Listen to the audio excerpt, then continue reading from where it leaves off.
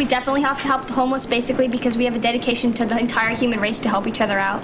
See, the thing is, though, whenever you start going down to these people, I mean, first of all, you've got people that are already homeless and are going to be homeless forever. I mean, the bums and the winos. But if you really look at these people that are younger, the children, the families that have been pushed homeless, if you start trying to help them now, what you're going to do is get them dependent on the government for the help. You've got to make them help themselves. You can't let basically, if you set up a program to let them help themselves, they're going to. The program that needs to be implanted is something that, you know, is going to help them help themselves. Education is the most important thing you can do for the young homeless people. Education has significant impacts. It can increase the economy, it can increase U.S. competitiveness. In the future, the U.S. will profit as a country and as a whole simply by educating the children, and that's exactly what we must do. Right, but it's the best way to let the young children in the United States help themselves, not for them to be dependent on the government. They have to help themselves, and that's the education. But exactly, there's a reason why these people became homeless. Many times it's because the husbands or fathers were abusive, because they had poor financial management within their families, and if you have some sort of education that teaches them this is what happened that caused you to be homeless, and this is exactly how you can prevent that from happening again, then you decrease the problems, and then furthermore, you prevent them from happening in the future, because then those individuals teach it to their own children. Yeah, and if you get the cycle going with these people knowing how not to be homeless and learning how to work things out, it's going to help. Well, wait a minute. I don't think it's stupidity that causes people to be homeless. I mean, what's happening here is that people are getting unemployed just because there are problems with our economy that are a lot more fundamental than stupidity. I mean, our companies are not competitive. People are losing jobs. People are becoming homeless. You can't teach them, oh, it's bad to be homeless, you shouldn't want to be homeless.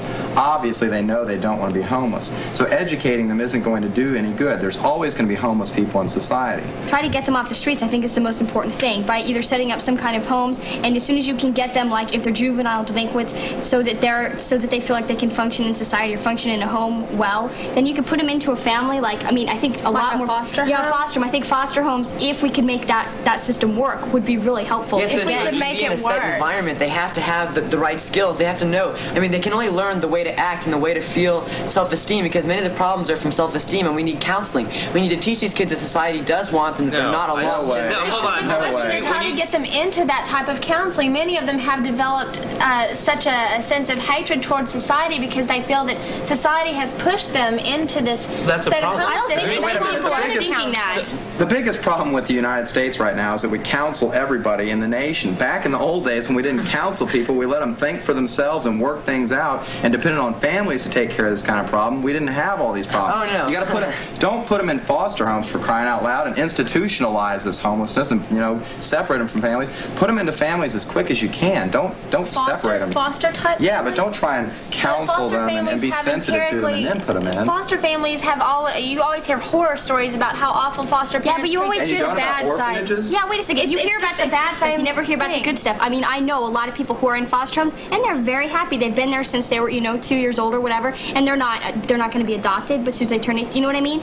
That foster homes do work. You only hear the horror stories. It's not because we left them alone back then, though, that it seems like the problem was better back then. It's that our government didn't focus or publicize this problem. It's not because we left them alone back then that they worked it out. It's because the problem didn't seem as significant because our government and our media didn't take the responsibility necessary. When the government didn't step in, though, other people stepped in. Churches stepped in. People formed organizations in their societies, like the Kiwanis and stuff like that. A lot of organizations are overlooked right now, and that's a problem. All these programs that are happening, I mean, they're being overlooked. Kids can go into some other programs to get into a foster home real quickly, and they're being overlooked, and that's not happening. I mean, they're not going there, and people are like, well, we're not doing anything for the kids, but there are actually programs to help the children in cities all over nationwide. And unless we get the kids tell them, publicize it more, I mean, that's the only way we're going to be able to ever solve this, because unless the kids know that there are programs to help them, they're not going to do anything about it.